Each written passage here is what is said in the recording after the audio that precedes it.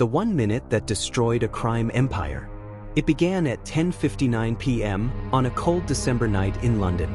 Rain fell in thin silver sheets, the kind that blurs headlights and distorts reflections in puddles. On the South Bank docks, trucks lined up under the ghostly glow of floodlights, engines humming low, exhaust turning into fog. Inside one of them, a midnight blue Scania, the driver checked his watch. He was 60 seconds early. That minute, one single minute, would end a criminal empire that had survived untouched for 9 years. The driver's name was Colin Dyer, a quiet man with a spotless record and 2 kids in Manchester. To anyone else, he was a logistics subcontractor delivering frozen seafood from Spain. But Scotland Yard's organized crime unit had been tracking that truck for weeks, convinced that beneath those boxes of prawns were illegal shipments of rare European drugs worth over £20 million. Except there was one problem: no one could prove it. The smugglers had created the perfect cover: legitimate shipments, real invoices, and even authentic customs stamps. Their deliveries were timed down to the minute, perfectly synchronized with police shift changes, blind spots in surveillance coverage, and weather patterns that masked thermal scans. But tonight, for the first time, something went wrong. A rain delay at Dover, a truck rerouted, and a police sting scheduled for 11 p.m. sharp. As Dyer's truck approached the warehouse at 10:59, he saw the signal, 3 quick blinks from a security guard's flashlight. The gate opened. He rolled forward slowly, radio crackling with coded chatter. Inside, men in high-visibility jackets waited, clipboard in hand, pretending to check invoices. Everything looked normal. Then, from the corner of the yard, another truck, white, identical, turned the corner. No one was supposed to be there. It wasn't part of the schedule. The radio buzzed again. "Dyer, hold position." "Repeat that?" he asked, confused. But before anyone could respond, the floodlights cut out. In the darkness, red and blue strobes flared from behind the containers. A dozen officers in black tactical gear emerged, shouting commands. Someone screamed.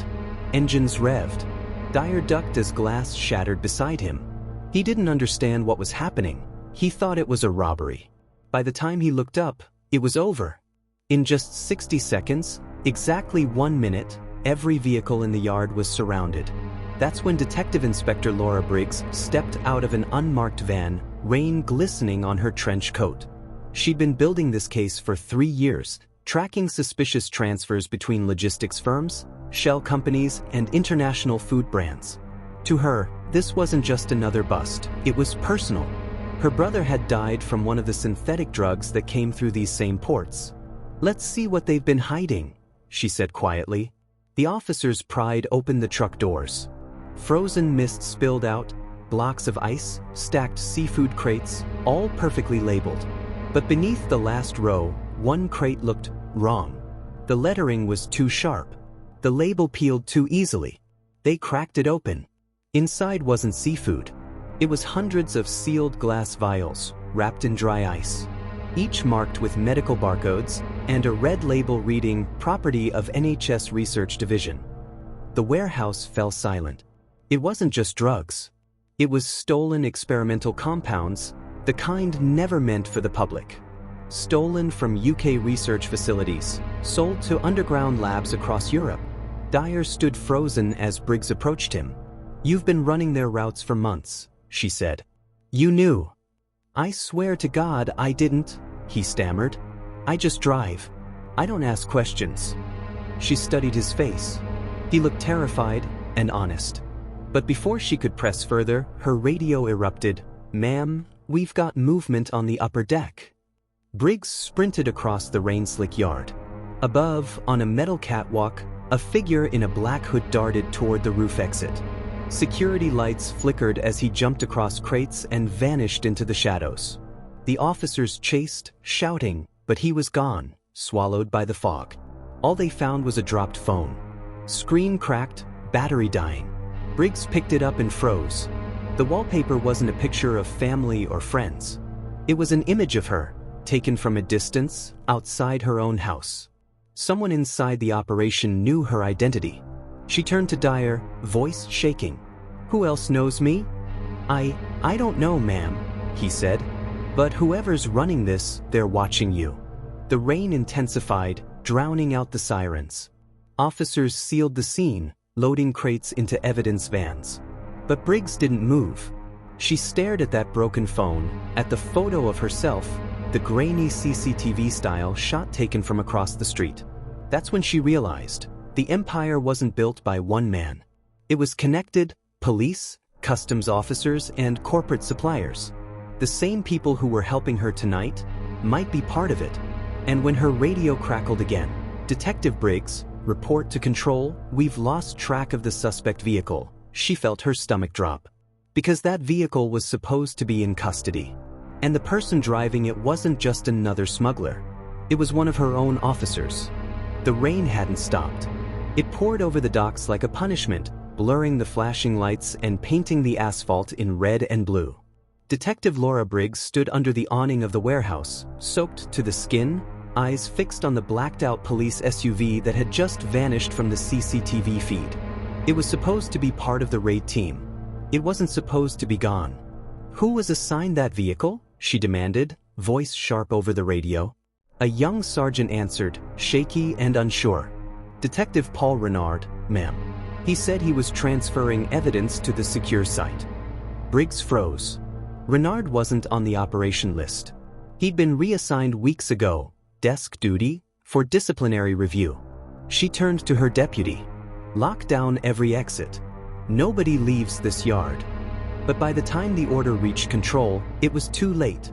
The stolen SUV had cleared the perimeter 2 minutes earlier, driving north toward the motorway. In the back of that vehicle were 2 crates, the same ones found under the seafood. The vials. The stolen compounds. And with them, the only physical proof linking the operation to a network far beyond the docks. Briggs' jaw tightened.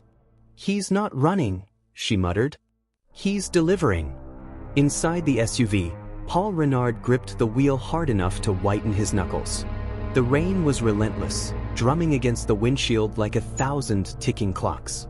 The crates rattled behind him with every turn, packed in the trunk like ghosts of his mistakes. His phone vibrated on the dashboard. A message flashed. "Unknown number, drive to junction 12. Don't stop for anyone." He deleted it instantly. His reflection flickered in the glass, haunted, hollow. Once, he'd been one of the best undercover detectives in the Met. Then came the debt, then the threats. One bad decision turned into 10, and now he was a courier for criminals he once swore to destroy. He drove faster, engine whining as he merged onto the M25. He didn't notice the second car behind him. Back at the docks, Briggs slammed her palms against the operations table, scattering papers. The air reeked of diesel and wet concrete. The other officers watched her, uncertain. "This isn't just a smuggling case anymore," she said. "It's infiltration. Someone inside this task force has been feeding them intel for months." "Ma'am," her deputy spoke softly. "That would explain how they avoided every previous sting." Briggs nodded grimly. "Every time we got close, someone warned them." Time. Her phone buzzed. A text from an encrypted number, one she didn't recognize. "You're looking in the wrong direction, Laura.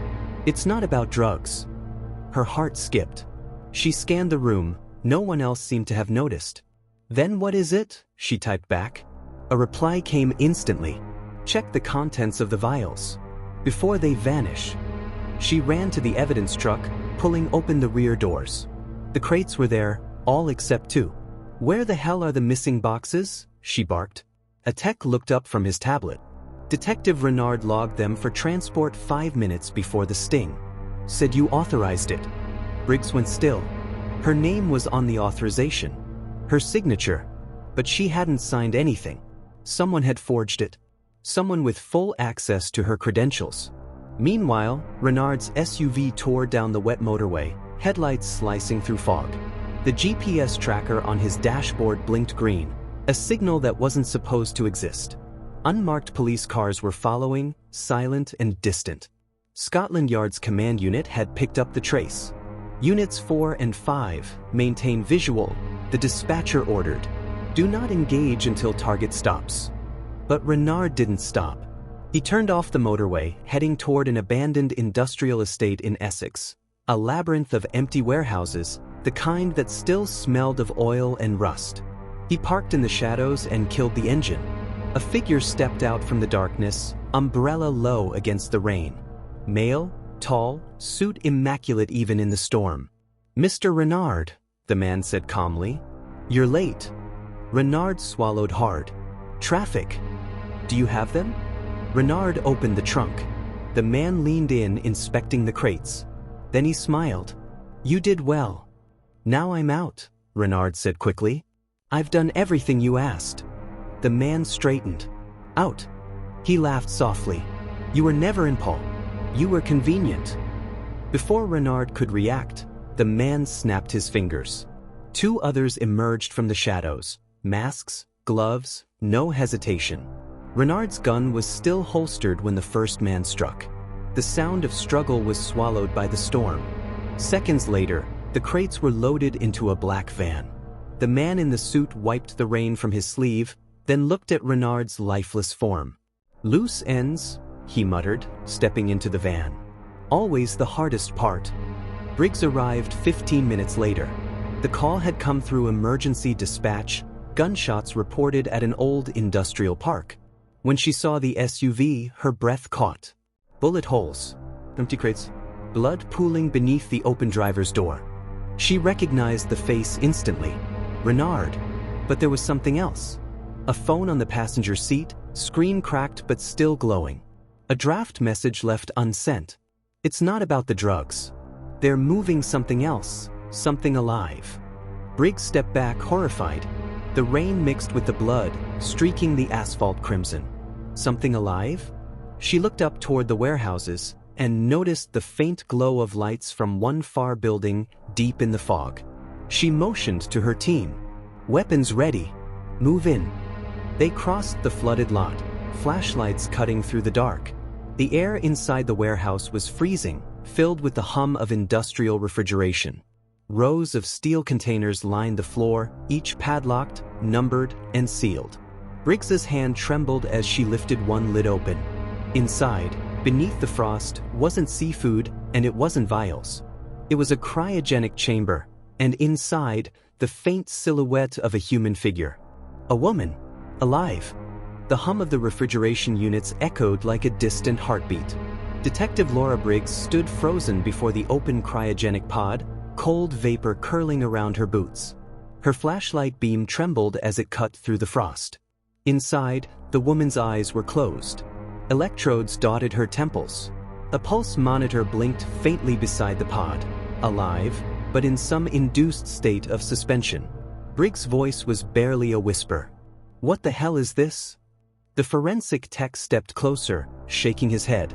"Not drugs. Not even contraband. This looks like medical-grade preservation, experimental level. These pods shouldn't exist outside government labs." She swallowed hard, mind racing. Renard's message echoed in her head, "They're moving something alive." Her deputy moved to another container, forced it open with a crowbar. Inside was another pod. Then another. By the time they'd opened 5, the truth hit them. This warehouse was a human archive. 10 pods. All occupied. Every face preserved, every heartbeat faint but steady. Briggs felt the air tighten in her lungs. "Get back up. I want the home office, forensics, and medical containment." But before she could finish, the warehouse lights snapped off. Total darkness. Then from the far corner, a flicker, the dull orange glow of a cigarette. A man's voice, calm, resonant, familiar. "You shouldn't have come here alone, Laura." Briggs spun around, gun raised.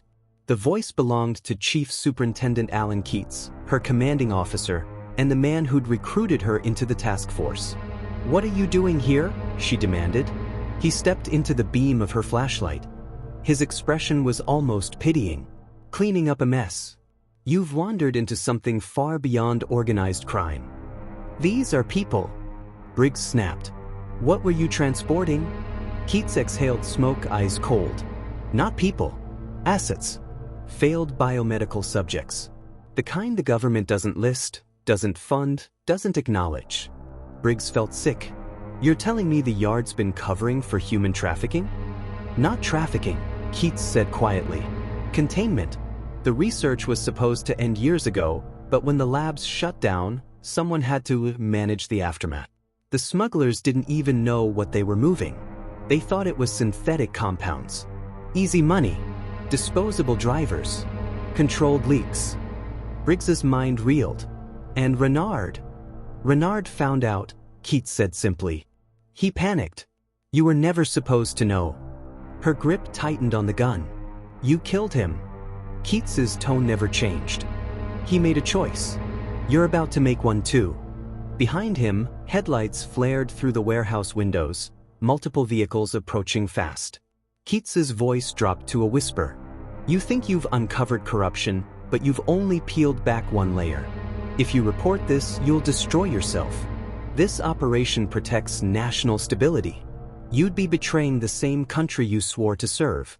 Briggs's hand trembled. I serve the truth. A tense silence. Then, sirens closing in. Keats looked toward the entrance. They're not here for me, Laura. They're here for you. The doors burst open. Tactical officers flooded the building, shouting commands.